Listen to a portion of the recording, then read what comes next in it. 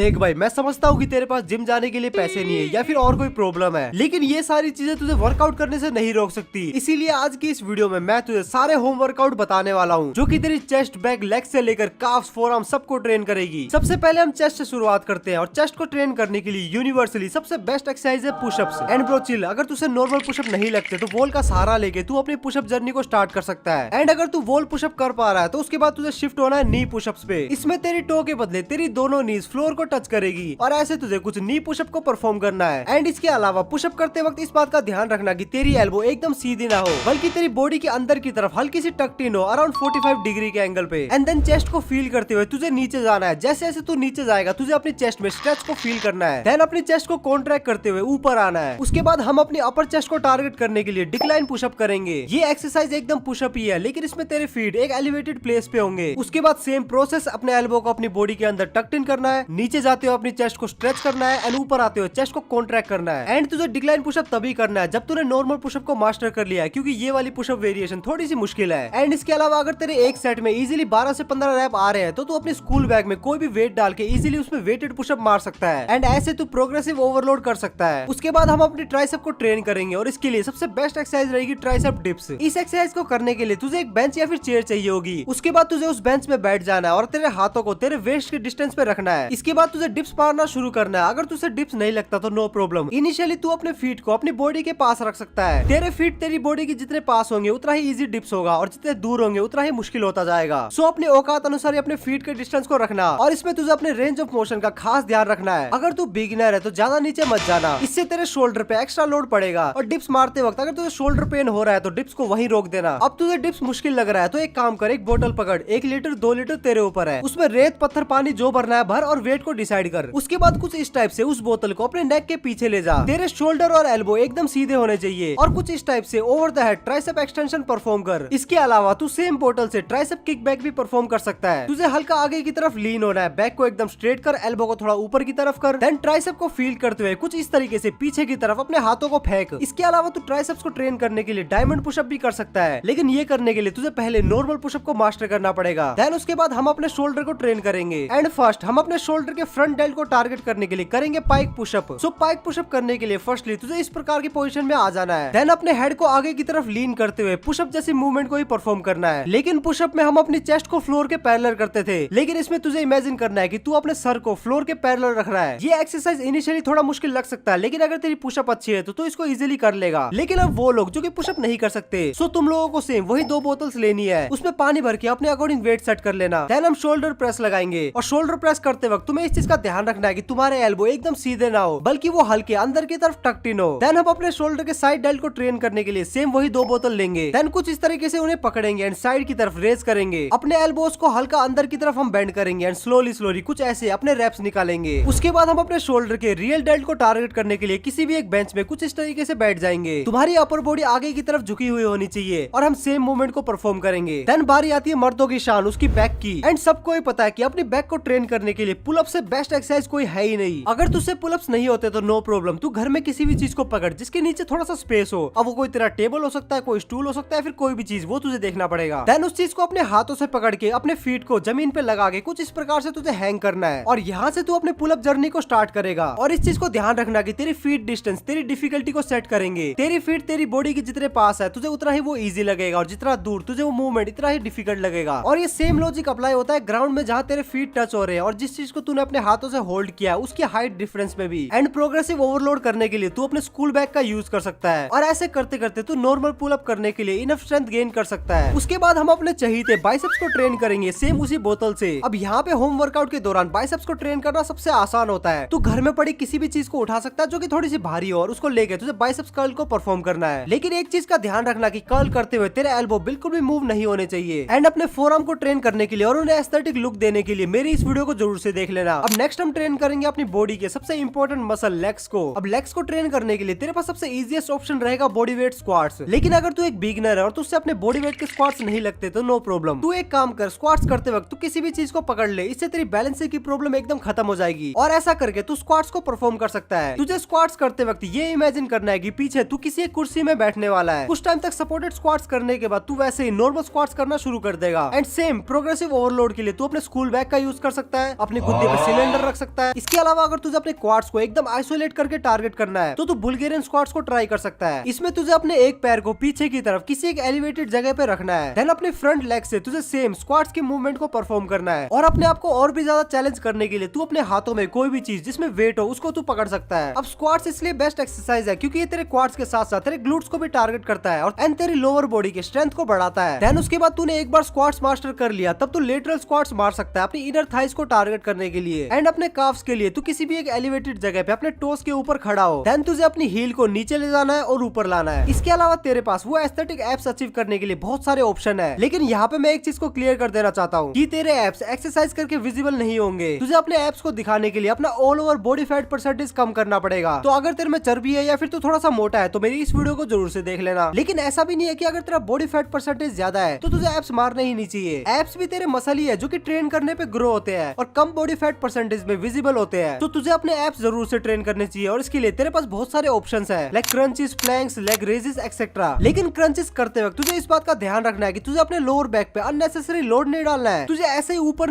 नीचे नहीं करना है, बल्कि तुझे अपने एप्स को कॉन्ट्रैक्ट और रिट्रैक्ट करना है। इमेजिन करके तुझे अपने अपर ऐप को अपने लोअर ऐप से टच करवाना है और एक आइडियल क्रंच मूवमेंट कुछ इस टाइप से दिखेगी, ना कि इस टाइप से। अब बात करते हैं कि तुझे कौन सा वर्कआउट स्प्लिट फॉलो करना चाहिए। तो मैं तुझे इनिशियली सजेस्ट करूंगा 2 मसल्स एट ए डे, जिसे हम ब्रो स्प्लिट भी कहते हैं। उसके बाद तू पुश पुल लेग भी कर सकता है, लेकिन अभी हम बात करते हैं ब्रो स्प्लिट की। तो इसमें तुझे मंडे को अपने चेस्ट और ट्राइसेप को ट्रेन करना है। अब चेस्ट के लिए तुझे सबसे पहले पुशअप्स करने हैं। अब वो नॉर्मल पुशअप्स, वॉल पुशअप या फिर नी पुशअप, वो तेरी मर्जी। सबसे पहले तू पुशअप का एक वार्म अप सेट लेगा जिसमें तू 6 से 8 रैप मारेगा। अब वार्म अप खत्म होने के बाद तू अपने मेन 3 सेट्स मारेगा 12 to 15 रैप के लिए। सेकंड एक्सरसाइज के लिए तू डिक्लाइन पुशअप कर सकता है, लेकिन अगर तुझसे डिक्लाइन पुशअप नहीं होते तो नो प्रॉब्लम, तू इसे स्किप कर सकता है। जब तेरे पास इनफ स्ट्रेंथ आ जाएगी डिक्लाइन पुशअप के लिए तब तू इसे अपने वर्कआउट में ऐड कर सकता है। देन हम ट्राइसेप के लिए करेंगे ट्राइसेप डिप्स या फिर ट्राइसेप ओवरहेड एक्सटेंशन। जिससे डिप्स नहीं होते वो ओवरहेड एक्सटेंशन कर सकता है, जिससे डिप्स होते हैं वो दोनों ही कर सकता है, और जिससे डिप्स नहीं होते वो डिप्स को रिप्लेस कर देगा ट्राइसेप किकबैक से। ट्राइसेप के भी सेम तुम्हें 3 सेट्स मारने हैं 12 to 15 रैप्स के लिए। देन ट्यूसडे को हम ट्रेन करेंगे बैक एंड बाइसेप्स। अब बैक के लिए हम करेंगे पुलअप्स, अब वो नॉर्मल पुलअप्स या फिर ऑस्ट्रेलियन पुलअप्स वो तुम्हारी मर्जी है। एंड बाइसेप के लिए हम करेंगे bicep curls, same 3 sets 12 to 15 rep. Then Wednesday को हम ट्रेन करेंगे लेग्स एंड शोल्डर्स। लेग्स के लिए तू सबसे पहले करेगा स्क्वाट्स, अब वो सपोर्टेड स्क्वाट्स हो, नॉर्मल हो या फिर वेटेड स्क्वाट्स, वो तेरी मर्जी। देन हम करेंगे lateral squats and calf raises, same 3 sets 12 to 15 rep. Shoulders के लिए हम करेंगे पाइक पुशअप या फिर बोतल से shoulder press, then lateral raises and rear delt fly, इसके भी सेम 3 सेट्स 12 to 15 रैप। अब यहाँ पे मैंने सारे एक्सरसाइज के 3 सेट्स बोले, तो इसका मतलब ये नहीं है कि तुम्हें 3 सेट्स पे ही स्टिक रहना है। अगर तुम्हें लगता है कि वर्कआउट सॉलिड हो रहा है और नेक्स्ट डे बॉडी अच्छी रिकवर हो रही है तो तुम 3 से 4 सेट भी कर सकते हो अपनी एक्सरसाइज को। बस किसी भी वर्कआउट को करते वक्त अपने रेंज ऑफ मोशन, फॉर्म और उस मसल पे अपने कंसंट्रेशन को बनाए रखना। एंड अपनी फिटनेस जर्नी में तुम्हें मोटिवेशन से ज्यादा अपने डिसिप्लिन की जरूरत होगी।